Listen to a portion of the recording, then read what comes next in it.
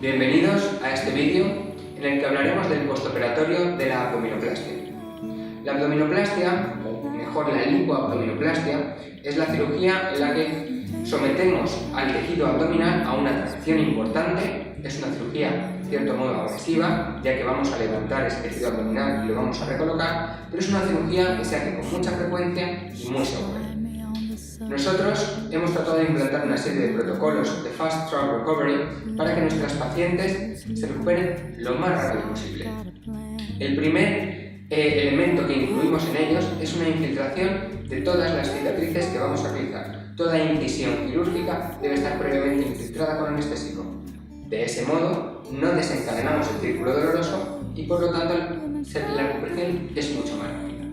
Además, realizamos una infiltración como si fuera una liposucción de todo el abdomen para conseguir que haya menor sangrado y por tanto menor inflamación. A ello asociamos, una vez finalizada la cirugía, la infiltración de nuevo con anestesia de toda la incisión cutánea y del músculo recto abdominal, que es el que más incidencia de contractura tiene en el postoperatorio.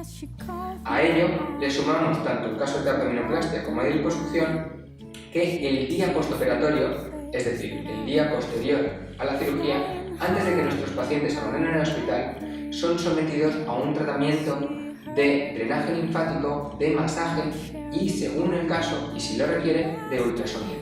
De forma que desinflamamos completamente el tejido abdominal de la abdominoplastia y el de la liposucción frecuentemente asociado.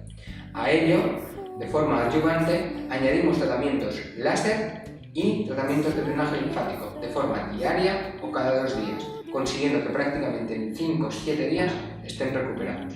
Sí que es cierto que en el postoperatorio de esta cirugía se requiere que los pacientes caminen ligeramente encorvados hacia adelante para disminuir la tensión de esa cicatriz que conseguimos ultra baja, pero gracias a estos protocolos estamos viendo que nuestros pacientes se recuperan de forma más rápida y sobre todo con menos molestia. She could see from my face that I was flying high, and I don't think that I see her again.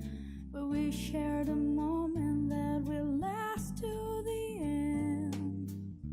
You're beautiful, you're beautiful, you're beautiful, it's true.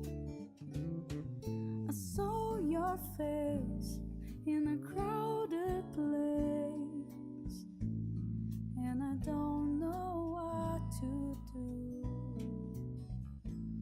'cause I'll never be with